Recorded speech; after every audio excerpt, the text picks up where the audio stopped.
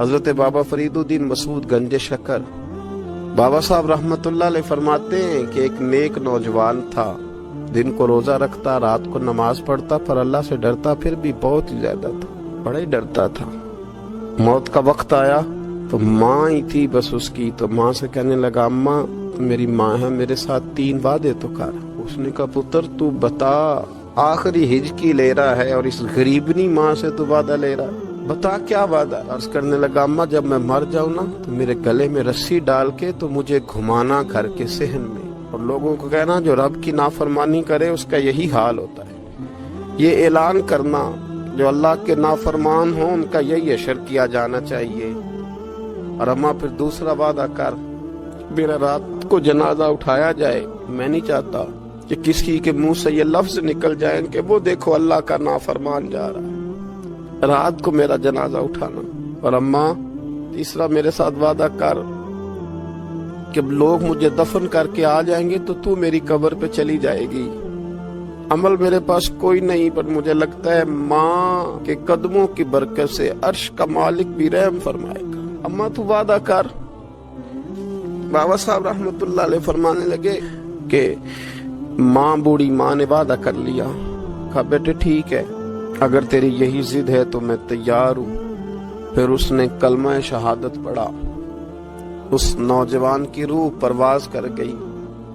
بوڑھی ماں نے رسی منگائی تو وَلِمَنْ خَافَ مَقَامَ رَبِّهِ جنتان، جو ڈر جائے، اس نے تو کہا تھا نا کہ رسی ڈال کے گھمانا اور کہنا یہ اللہ کا نافرمان ہے، اس کا یہی اشر ہونا چاہیے تھا۔ لیکن جب ماں گلے میں رسی ڈالنے لگی تو گھر کے ہر کونے سے آواز آنے لگی، خبردار یہ رب کا دوست ہے، اللہ کے دوستوں کے ساتھ اس طرح کا معاملہ نہ کیا جائے، اسے چھوڑ دیا جائے۔ اور کہا تمہیں کچھ بھی اور کرنے کی ضرورت نہیں ہے، یہ تو رب کا دوست ہے اور رب کی بارگاہ میں حاضر ہو گیا۔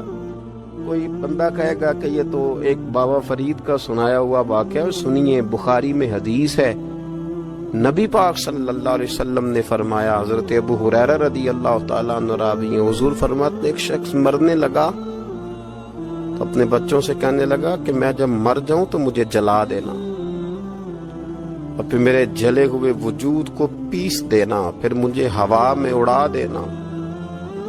پتر مجھے اڑا دینا، مجھے بڑا ڈر لگتا ہے، اگر رب نے مجھ سے حساب پوچھا تو میں قابل نہیں ہوں، اڑا دینا مجھے ہواؤں میں۔ اگر اس نے مجھ سے حساب لیا تو بڑا سخت حساب لے گا۔ حضور فرماتے ہیں، بخاری میں موجود ہے، اس کے بچوں نے اسی طرح کیا، اس کے مرنے کے بعد اسے جلایا، ہوا میں اڑا دیا۔ اللہ کے محبوب فرماتے ہیں رب کریم نے حکم دیا زمین کو کہ اس کے ذرات کو جمع کرو، زمین نے ذرے جمع کیے، خدا نے حکم دیا تو اس کا وجود پھر سے اسی شکل میں آیا۔ تو رب کریم نے فرمایا یہ جو تو نے وصیت کی تو کیوں کی؟ اللہ جانتا ہے کہ نہیں جانتا؟ یہ کی تو کیوں کی؟ تو وہ پڑا، کہنے لگا اللہ میرے اندر تو طاقت نہیں تھی تیرے سامنے کھڑا ہو کے حساب دے سکوں، تجھے منانے کے لیے تیرے خوف سے ڈر گیا، میں ڈر گیا۔ اگرچہ ہمارے بزرگوں نے لکھا ہے کہ آج یہ وصیت کرنا، اس رنگ میں یہ طرز اختیار کرنا درست نہیں، لیکن آپ غور فرمائیے کہ نبی پاک علیہ السلام فرماتے ہیں جب اس نے کہا نا اللہ تجھ سے ڈر کے یہ کیا، تو رب کریم نے فرمایا جا پھر میں نے تیری مغفرت کر دی، کیونکہ اللہ کو پتا تھا یہ دل سے بات کر رہا۔